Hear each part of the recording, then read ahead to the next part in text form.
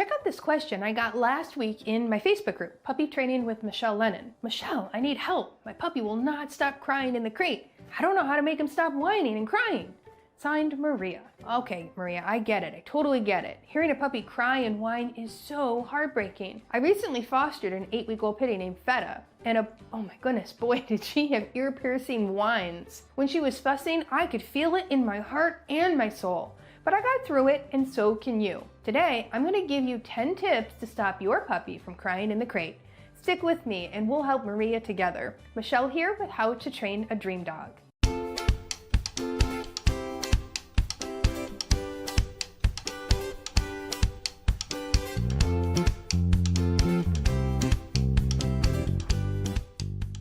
Now, whether you're watching your first video from this channel or your 31st, I know it will help you. So be sure to subscribe so you don't miss a single one. Okay, we have a lot of ground to cover here today, but wait, I need to give you a disclaimer first. Crate training is not a one-size-fits-all approach. Every dog is different and has a unique personality. What works well for your dog might be different than what works well for mine or Maria's. I always say that you have to become a puppy detective in order to figure out all your puppy challenges. I happen to have a lot more experience with that detective work than you might think, so we'll work together on it. Now, one way to be a puppy detective is to keep a log or journal of your dog's behaviors and activities. In addition to helping you with the potty training, you can note the times when he might be a little bit more receptive to the training, when he tends to be more sleepy, and when it's a good time for play. Oh, and when he becomes a land shark. Then you can really start to avoid the triggers or proactively get him down for a nap. Now, another detective activity is to brush up on your canine body language. Understanding what your dog is feeling or trying to tell you with his body will go a long way with helping him. I also encourage my students to ask a lot of questions when they're trying to solve a puppy problem. There are so many things you'll want to keep in mind.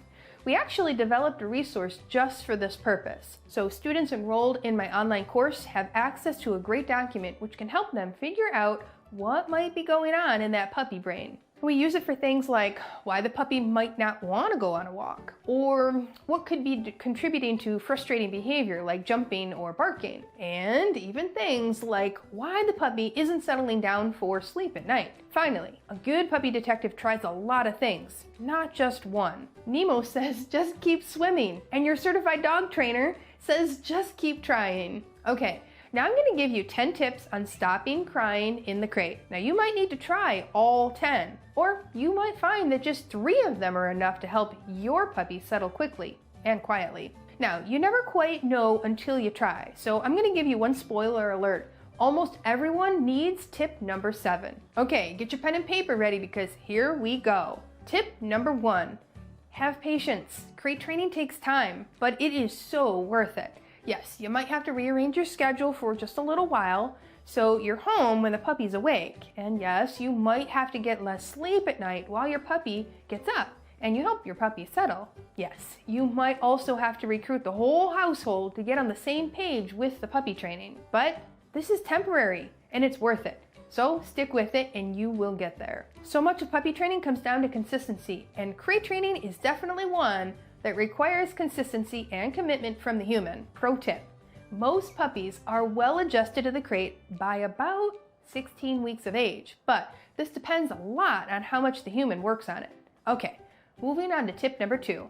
Now I'm sure that you know that puppies need exercise during their awake period, but there is a delicate balance here. When puppies are young, timing is everything. Now, you don't want to get that puppy too revved up when it's almost nap time. Now, a cool down period is one of the most important aspects of the exercise. So check out this video for great cool down activities. You can start using these today, and be sure to build in time for that cool down after exercise, but before the nap. All right, here comes tip number 3. Make sure potty break needs are met.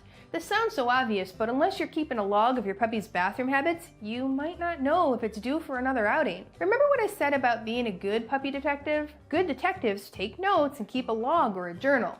It's the best way to see trends and patterns. All right, if your puppy has a full bladder in his crate, he's not likely to settle well. Can you imagine being on a road trip and your spouse won't let you stop for a potty break? Now I think you'd avoid getting back in that car, right? Well, check out my free new puppy starter kit for a great resource about potty training. You can access it right away and start implementing the great advice found in there. But stick around for the rest of these tips first. All right, we are ready for tip number 4.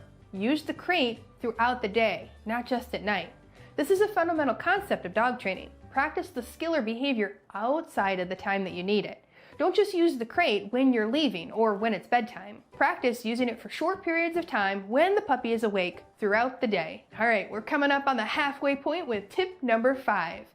Don't reinforce crying. I think a lot of new puppy owners are concerned about sending the wrong message and giving in to the crying that the puppy's doing. But hear me closely on this, because this is a fine line. Some amount of puppy fussing is normal, but do not allow the puppy to panic. Recent studies on canine science are now showing that the cry it out method is not an effective way of helping your puppy get comfortable in the crate. This is new stuff from the last few years, but I've already seen a big difference when working with students and their puppies with this newer approach. Now, if your puppy is not settling after about 10 minutes, wait for a tiny break in the crying and get them out to reset that training. Sometimes an unusual noise, as long as it's not startling, will get the puppy to stop crying long enough to open the door. Now I'm talking like a microwave door closing or an unusual sound on TV. Not scary, but enough to get a quick pause. This is where a lot of puppy owners struggle. But Michelle, what if I let him out because he's panicking? How will I get anything done? How is he going to take a nap? We'll get to that. Stick with me as we go through 4 more tips. All right, I've got tip number 6 for you right here. Ensure physical comfort. Now this means giving him some tools to help him settle, like the snuggle puppy or doggy calming music. It also means making sure the crate is the right size. Some people accidentally keep the crate too small for the dog to be comfortable. Believe me, the crate being too big is not going to automatically create a potty accident, just like a crate too small will not automatically prevent one. Follow our 4 pillars in that free kit for potty training advice and just make sure the crate is the appropriate size. This video can help you with that and figure out the best size of crate for your pup. Raise your hand if you are loving the great content. I hope you are. My team and I actually work really hard to put together new videos for you each week. If you'd like to leave us a little tip to say thanks, just use that thanks button below this video. All right, on to tip number 7. This is a golden one if you ask me. This is the one that if you do it a lot and you make it fun, you'll make progress. Tip number 7 is practice crate games. Lots of them. Now these games essentially make the crate a fun, comfortable place through positive association. And this is an active positive association. More than just feeding in the crate once or twice a day, these games give the puppy enjoyable experiences in and around the crate. You can come up with your own games where you reward the puppy for being in the crate, or you can use the ones we've created. We have one crate game in this video here at the 6-minute mark, but we have even more in our online course. Some people find that their puppies need these games broken down into even smaller steps, including walking away for only 1 or 2 seconds before going back to the puppy. That pity we fostered needed it broken down like that. Now, our online course has the games that are best for that kind of work, if that's what your puppy needs. Bottom line, whatever you do, include crate training games in your plans for a young puppy. Now, you might only need to do a few, or maybe you need to do a lot.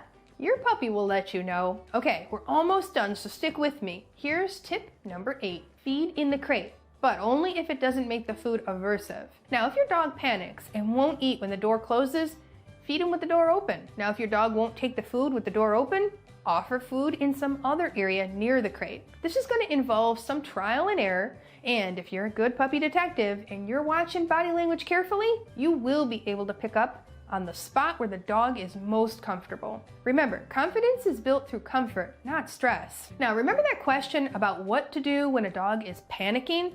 This next tip is where I answer that. Tip number 9, allow for a transition period. Your puppy's going through a major change to adjust to your new house. Now, although you want to start with good habits, sometimes you have to work up to them slowly. And this means that if you have to sleep on the couch for a few nights to help your puppy adjust, then you might have to do that. Now, I didn't used to advise that, but as long as this couch sleeping is paired with all the other things advised in this video, then I'll allow it. This also means that if your puppy can't sleep in the crate just yet, allow him to sleep with the crate door open, but in his puppy pen. This keeps him safe It gives him a spot to retreat to if he does become comfortable with the crate, and it gives you a chance to get some sleep too. Now, a sleep-deprived human is not very patient with a fussy puppy, so we need to get you your sleep too. Just remember, today is not forever, but you do need a plan to get where you want to go. Now, today will become forever if you do nothing different tomorrow.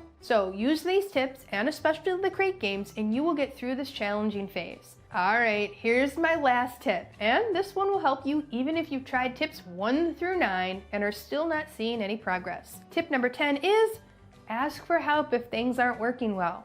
If this video isn't getting you there and you've tried all the things and you still need more guidance, consider enrolling in the pro level of my online course, 30 Days to Puppy Perfection. With the crate training games in the course, accompanied by the personalized support from me and my team, we can work together on helping your puppy be comfortable in the crate. Sometimes my fellow trainers and I need to see videos of what's going on with your training or what your puppy's doing in the crate. Then we can work together to move forward in a way that fits your unique situation. Even detectives often need help from others.